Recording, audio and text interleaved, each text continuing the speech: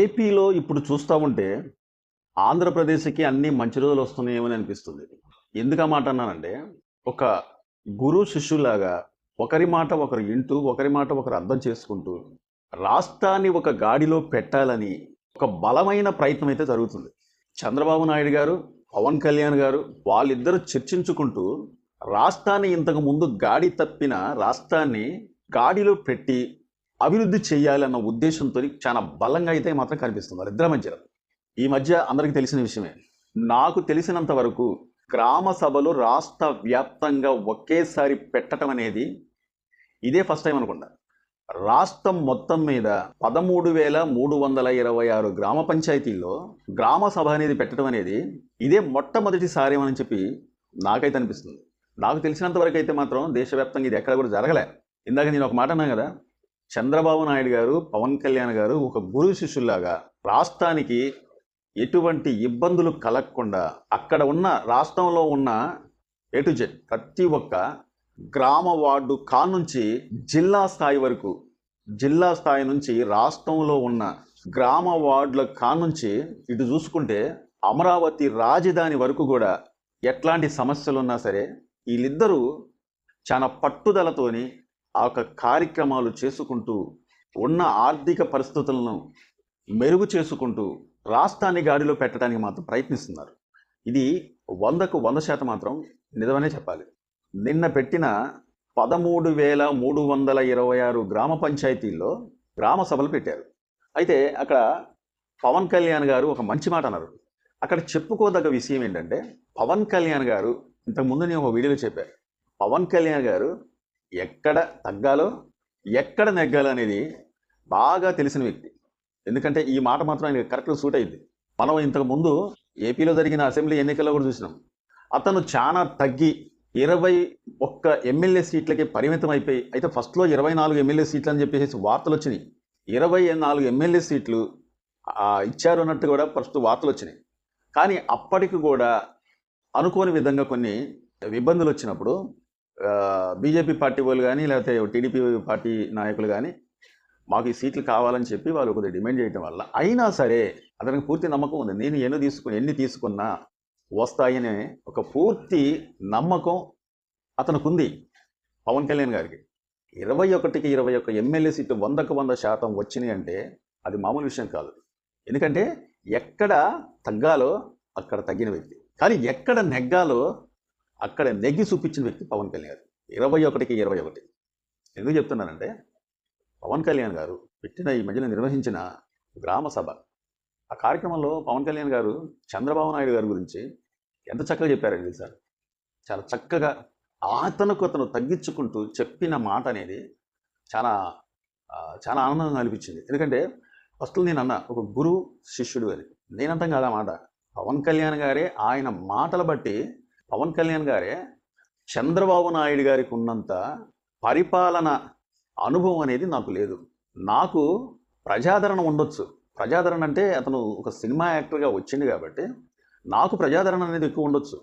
కానీ చంద్రబాబు నాయుడు గారికి ఉన్నంత అనుభవం కానీ, రాష్ట్రాన్ని ఒక గాడిలో పెట్టాలని అంత అనుభవం కానీ, దీంతో ఇప్పుడు ఆయన సీఎం అయిన దాంతో 4 పర్యాయాలు ఆయన సీఎం అయింది కాబట్టి అతనికి ఉన్నంత అనుభవం అనేది నాకు లేదు. కాబట్టి చంద్రబాబు నాయుడు గారు 1వ తారీఖునే పెన్షన్లు ఇచ్చే, అంటే రాష్ట్రంలో అసలు ఏ శాఖలు చూసినా కానీ, ఒక పంచాయతీరాజ్ శాఖ కావచ్చు, లేకపోతే ఒక అటవీ శాఖే కావచ్చు, ఒక హోంశాఖే కావచ్చు, ఏ శాఖలు చూసినా కానీ డబ్బులు అనేవి లేవు. కానీ 1వ తారీఖునే చంద్రబాబు నాయుడు గారి అనుభవం బట్టి 4,000 రూపాయల పెన్షన్లు ఇస్తూ, అంటే 4,000 రూపాయలను వికలాంగులకి ఇంక కొద్దిగా ఒక 6,000 రూపాయలే ఉన్నట్టుంది, ఇవన్నీ ఇస్తూ కూడా అతని అనుభవం గురించి చెప్పి పవన్ కళ్యాణ్ గారు తగ్గించుకుంటూ చూసారా. కొంతమంది ఇప్పుడు పవన్ కళ్యాణ్ గారికి ఉన్నంత ఒక పదవి అనేది ఉంటే కొద్దిగా యుగం అనేది వస్తుంది వాళ్ళకి.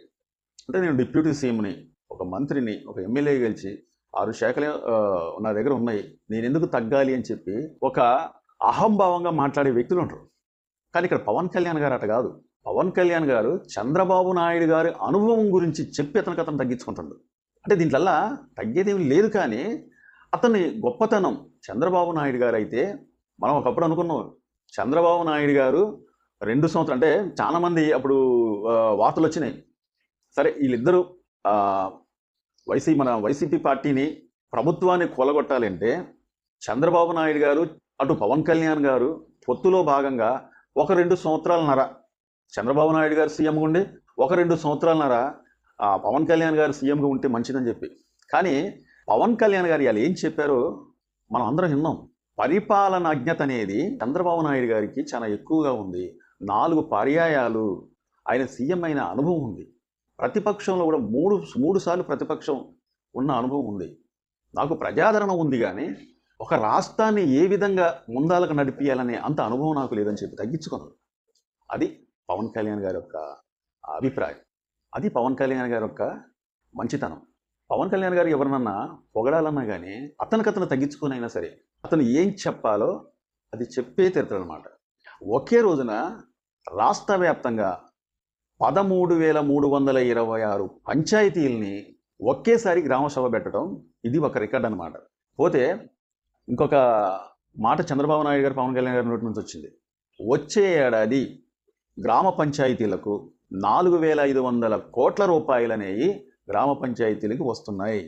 గ్రామ పంచాయతీలో ఉన్న ఒక్కొక్క సమస్య కూడా, ఏ సమస్య అయినా సరే, ఒక మరుగుదొడ్లు కానీ, ఒక రోడ్డు మన సీసీ రోడ్లు కానీ, ఒక డ్రైనేజ్ వ్యవస్థ కానీ, లేకపోతే ఒక తార్ రోడ్లే కానీ, ఆ పంచాయతీలో ఉన్న స్కూల్ బిల్డింగ్సే కానీ, స్కూల్ బిల్డింగ్స్లో ఉన్న చిన్నపిల్లలకు లోన స్కూల్లో ఉన్న లెట్రిన్ బాత్రూమ్ కానీ, అట్లాగే వాళ్ళ చిన్నపిల్లలు భోజనం చేసే ఒక్క వంటకాలు ఏ విధంగా ఉంటున్నాయి కానీ, ఒక్కొక్క సమస్యని, ఏ సమస్యనైనా సరే పరిష్కరించడానికి 4,500 కోట్ల రూపాయలు అనేవి వస్తున్నాయి అని చెప్పి మంచి శుభవార్త చెప్పారు.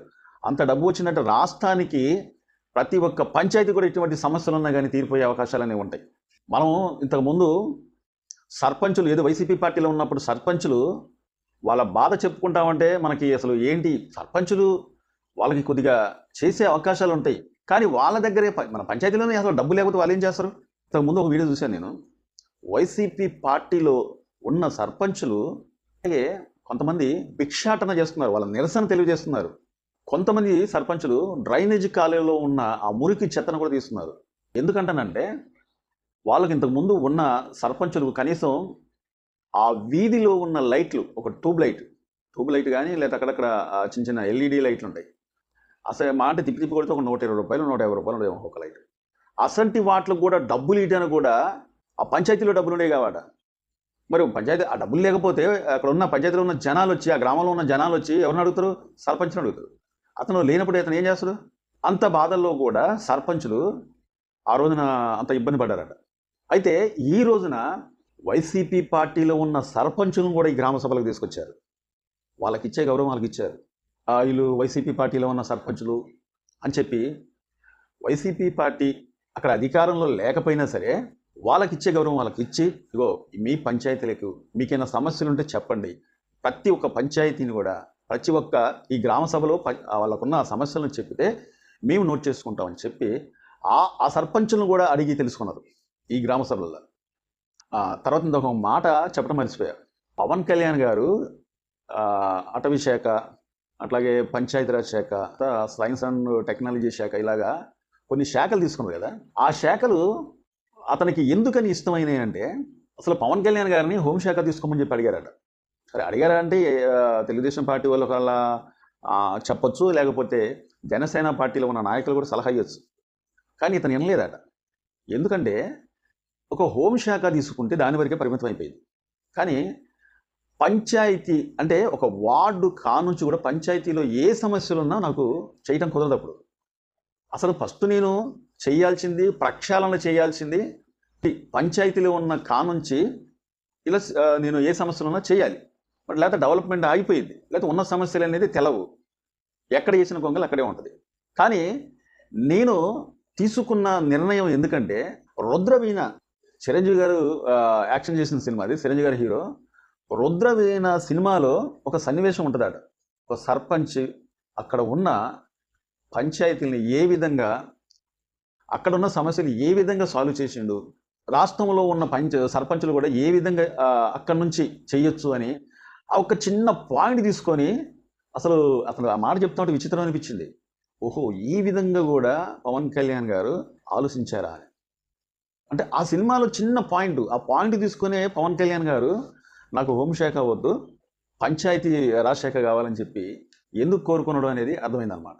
అది పవన్ కళ్యాణ్ గారు, చంద్రబాబు నాయుడు గారు గురు శిష్యులని నేను అందాక అన్నాను కాబట్టి రాష్ట్రాన్ని ఒక గాడిలో పెట్టాలి అన్న ఉద్దేశంతోనే ఇప్పుడు ఈ గ్రామ సభలు అనేది ఒకేసారి 13,326 గ్రామ పంచాయతీలలో గ్రామ సభలు పెట్టడం అనేది ఆంధ్ర రాష్ట్రంలో ఉన్న ప్రజలకు చాలా మేలు జరుగుతుంది. ఈ యొక్క కార్యక్రమాల్లో ఒకేసారి పెట్టడం వల్ల చాలా మేలు జరగబోతుంది అని గట్టిగా చెప్పవచ్చు.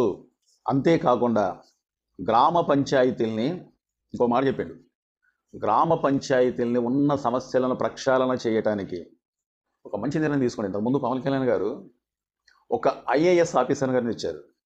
అతని పేరు కృష్ణతేజ. కేరళలో పంచాయతీలను ఏ విధంగా అభివృద్ధి చెందారు, ఏ విధంగా అభివృద్ధి చేశారు అని ఈ ఐఏఎస్ ఆఫీసర్ గారికి తెలుసట. కాబట్టి ఆ విధంగా చేద్దాం. కాబట్టి అతని సలహా తీసుకుంటే మన ఆంధ్ర రాష్ట్రంలో ఉన్న పంచాయతీలను కూడా డెవలప్ చేయడానికి అవకాశం ఉంది. చూసారా, ఎక్కడ ఏ విధమైన అవకాశాలను కూడా వదులుకోవట్లేదు పవన్ కళ్యాణ్ గారు. సో ఆంధ్రప్రదేశ్కు మంచి రోజులు వస్తున్నాయి అని చెప్పడానికైతే మాత్రం ఖచ్చితంగా చెప్పవచ్చు. అటు గురు శిష్యులు, ఇటు చంద్రబాబు నాయుడు గారు ముఖ్యమంత్రిగా అతను చేసే కార్యక్రమాలు అతను చేసుకుంటూ పోతూనే ఉండు. ఇటు పంచాయతీరాజ్ శాఖ నుంచి ఒక 4-5-6 శాఖలు తీసుకొని మంత్రిగా ఈ శాఖలకన్నిటికి కూడా న్యాయం కల్పిస్తూ పవన్ కళ్యాణ్ గారు అతను చేసుకునే పనులు చాలా బిజీగా ఉన్నారు. చూద్దాం ఇంకా ముందు ఎట్లాంటి అభివృద్ధి కార్యక్రమాలు చేసి రాష్ట్రాన్ని ఒక గాడిలో పెడతారని చెప్పి నాకైతే మాత్రం పూర్తి నమ్మకం అయితే ఉంది. మా వీడియోను చాలామంది చూస్తున్నారు కానీ సబ్స్క్రైబ్ చేసుకోవట్లేదు. సబ్స్క్రైబ్ చేసుకున్నంత మాత్రాన పోయేదేం లేదండి. ఇట్లాంటి మంచి వీడియోలు తేవడానికి ప్రయత్నిస్తా. మా వీడియో నచ్చితే సబ్స్క్రైబ్ చేసుకోండి. మరో వీడియో కోసం ఎదురు చూడండి. Thank you.